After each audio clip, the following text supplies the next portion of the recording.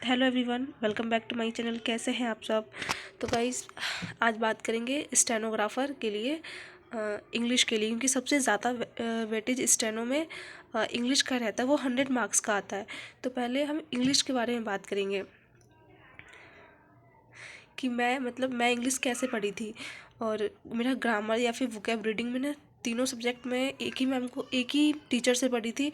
और मैं बस रानी मैम से ही पढ़ती थी। और मैम से मुझे पढ़े हुए और मैम को फॉलो करते मुझे 7 से 8 मंथ हो गए। और अभी भी मुझे कहीं अगर दिक्कत आती है या फिर मुझे लगता है कि ये चीज़ मुझे दोबारा पढ़ना है, तो मैं रानी मैम से ही पढ़ती हूँ, क्योंकि मैं टीचर चेंज नहीं करती।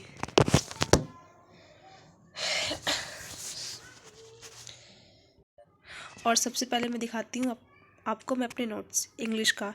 ये रहा मेरा इंग्लिश का नोट्स, ठीक है। इसे मैं इस तरीके से बनाई हूँ, और मुझे इसे रिवीजन करने में ना 20 से 25 मिनट लगता है। मैं इसे इसे पूरा रिवाइज कर जाती हूँ। ज़्यादा टाइम नहीं लगता अब रिवीजन करने में। ये है कि काफ़ी कितने बार पढ़ चुकी हूँ ना, तो अगर आप किसी चीज़ को बार बार पढ़ते हैं तो आपको टाइम नहीं लगता रिवीजन में। रिवीजन का यही मतलब भी होना चाहिए कि आप फटाफट रिवीजन कर लो। और ये एक मेरी कॉपी है, एक कॉपी और है, तो उसमें मैंने ज़्यादा नहीं लिखा है, बस थोड़ा सा ही है। टेंस होगा और एक्टिव पैसिव होगा बस। और उसमें फिक्स प्रीपोजिशन और फ्रेजल वर्ब, इतना ही है उसमें। बाकी नाउन वर्ब सब इसी कॉपी में है। और मैं आपको दिखाती हूँ अपने नोट्स। ये है, ज़्यादा डेकोरेट करके नहीं लिखना है, बस इतना लिखना है कि हमें समझ में आ जाए, और हम इसे जब भी रिवाइज करें तो अच्छी तरीके से हम रिवीजन कर सकें।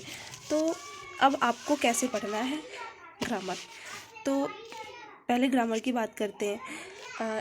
मैं भी यूट्यूब से ही पढ़ी हूँ। जब मैं स्टार्ट की थी ना, तब मेरे पास मैम का कोई बैच नहीं था, मैं ली भी नहीं थी। तो ग्रामर मैं यूट्यूब से ही पढ़ी हूँ। अगर आपको नहीं मिल रहा तो मैं मैम का जो लिंक है यूट्यूब का, मैं डिस्क्रिप्शन बॉक्स में डाल दूँगी, आप वहाँ से चेक कर लीजिए। तो सबसे पहले क्या करना है, ग्रामर में आपको स्टार्ट करना है। मैम प्लेलिस्ट मैम ने बना रखा है वैसे, तो पार्ट ऑफ स्पीच से मैम स्टार्ट कर रखी है। आपको पहले पार्ट ऑफ स्पीच की क्लास लेनी है, फिर आपको नोट्स बनाने हैं, ठीक। और उसके बाद ये है, ठीक। स्टार्ट मैम ने पार्ट ऑफ स्पीच से लिखा है, ये मैंने नहीं लिखा, ये मैम ने। और मैं ऐसे लिखती थी, ऐसे ऐसे करके रिवीजन करती हूँ। इतने दिन में इसका रिवीजन कर लिया, फिर ऐसे रिवीजन कर लिया, ठीक है। और उसके बाद ये रहा पार्ट ऑफ स्पीच, इस तरीके से।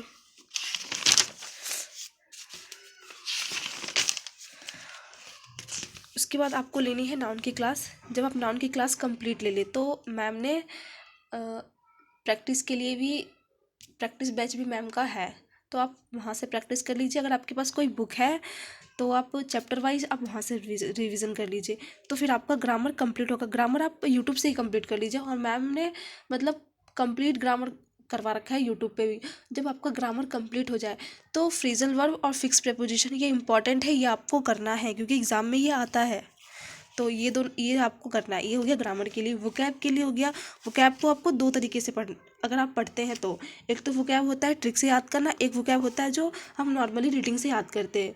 तो मैं भी स्टार्ट की थी ब्लैक बुक से, तो मुझे ना नॉर्मली याद नहीं हो रहा था। तो उसके बाद फिर मैं मैम से ही पढ़ना स्टार्ट कर दी वोकैब। पर जो वोकैब है मैं बैच से की हूँ, और मैम ने ट्रिक से याद करवाया वोकैब। तो मैं आपको वोकैब की वीडियो दिखाती हूँ।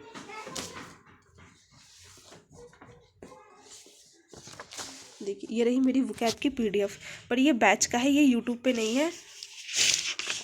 पर अगर आप बैच नहीं परचेस कर सकते तो आप यूट्यूब से पढ़ लीजिए। ब्लैक बुक भी सही है, क्योंकि मैं भी उससे पहले पढ़ती थी। और यूट्यूब पे भी एक सर है, मुझे नाम उनका याद नहीं, मुझे उनका नाम याद नहीं है। तो वो ना ट्रिक से याद करवाते हैं, ब्लैक बुक का ही है। तो आप वहाँ से देख लीजिए, क्योंकि ना वर्ड बहुत ज़्यादा होते हैं। और ये मैं आपको दिखाती हूँ नज़दीक से, आप देख रहे होंगे ये सब जितने भी है ना, ये सब जितने भी हैं, ये सब मैम ने ट्रिक से याद करवा रखे हैं। तो मैं तो ये वोकैब मुझे याद है। उसके बाद आपको रीडिंग के लिए क्या करना है, रीडिंग तो आपको करना ही है, लेकिन ये कि आप रीडिंग स्टार्टिंग एडिटोरियल स्टार्ट मत कीजिए, क्योंकि ना एडिटोरियल में ईडियम वगैरह होता है। अगर आप बिगनर है तो आपको टफ होगा, आप रीड भी नहीं कर पाएंगे, आपको उसका मीन्स भी पता नहीं चलेगा। और रीडिंग तो मैं इसलिए इंपॉर्टेंट बता रही हूँ कि रीडिंग भाई इंपॉर्टेंट है, क्योंकि इस बार जो स्टेनोग्राफर 2024 में जिन बच्चों ने एग्ज़ाम दिया था 10 दिसंबर, थर्ड शिफ्ट का जो था पैसेज था गाइस एक ही था, मतलब इतना लेंदी था ना वो।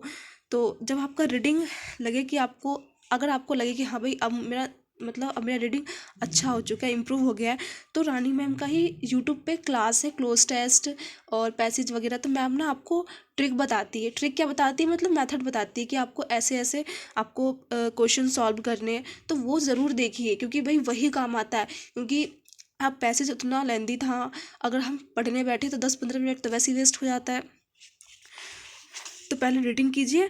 अब रीडिंग के लिए ये कि आप एडिटोरियल ना पढ़े, आपको जो भी इंटरेस्ट है कहानी लगता है वही आप पढ़िए, जैसे नॉवेल वगैरह। अगर आप नॉवेल भी नहीं पढ़ना चाहते तो आपको स्टोरी पढ़िए।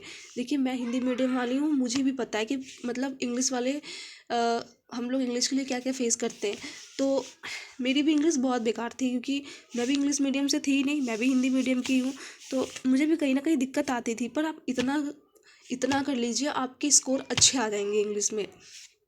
उसके बाद जब आपका ये पूरा कंप्लीट हो जाए और ग्रामर जब आपका कंप्लीट होगा ना, तो उसके बाद आपको करना क्या है, अगर आपके पास टाइम है तो रानी मैम की 16 रूल की जो क्लास है वो देख लीजिए। ये रहा, देखिए मतलब इसकी भी कंडीशन मैंने बुरी कर दी है, दिखाती मैं आपको। मतलब मैं इसे इतना पढ़ी थी ना एग्ज़ाम के टाइम, मतलब मुझे इसके सारे रूल याद है। आप कंडीशन भी देख सकते हैं, आपको दिखाती हूँ PDF। मतलब ये दिक्कत होती है मुझे PDF से पढ़ने में कि मैं PDF की ना हालत बहुत बुरी कर देती हूँ।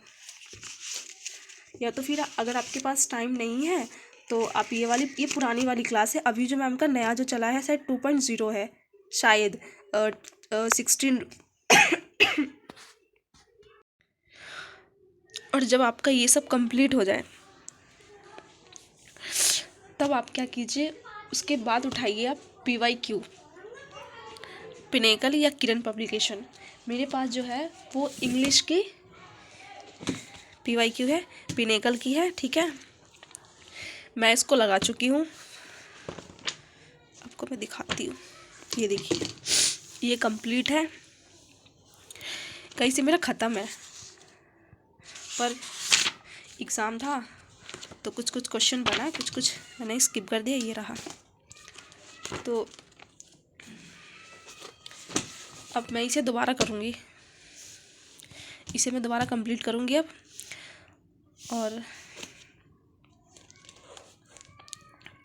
और आपको करना क्या है, उसके बाद आप ना पहले आपको ये पता होना चाहिए कि आपको पढ़ना क्या क्या है। तो आप एक डायरी बनाइए, जैसे कि डायरी हो या कॉपी हो। मैं क्या करती हूँ, अगर मुझे कोई सा भी एग्ज़ाम देना होता है तो पहले मैं लिख लेती हूँ कि मुझे एग्ज़ाम कौन सा देना है और उसमें सिलेबस क्या है और मुझे कौन कौन से टॉपिक पढ़ने हैं।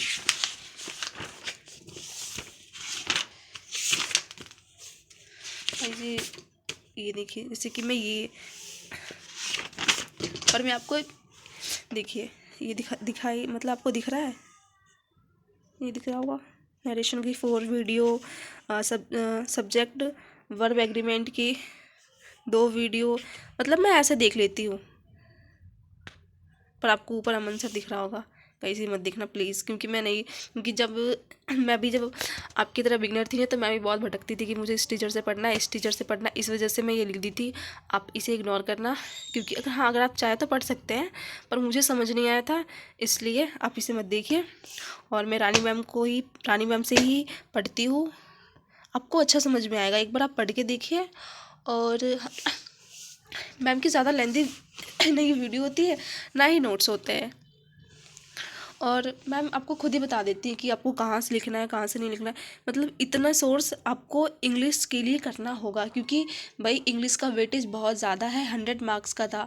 तो वैसे तो इंग्लिश का लेवल ठीक था, ज़्यादा हार्ड नहीं था, पर वही मुझे थोड़ा वो पैसेज लेंथी लगा था इस बार के एग्ज़ाम में। और ज़्यादा मतलब मुझे ग्रामर वगैरह सब ठीक ही लगा। और बाकी जो रीजनिंग हो गया, बाकी और सब्जेक्ट है, मैं आपको अगले वीडियो में बताऊंगी, क्योंकि भाई एक thank you watching for my video.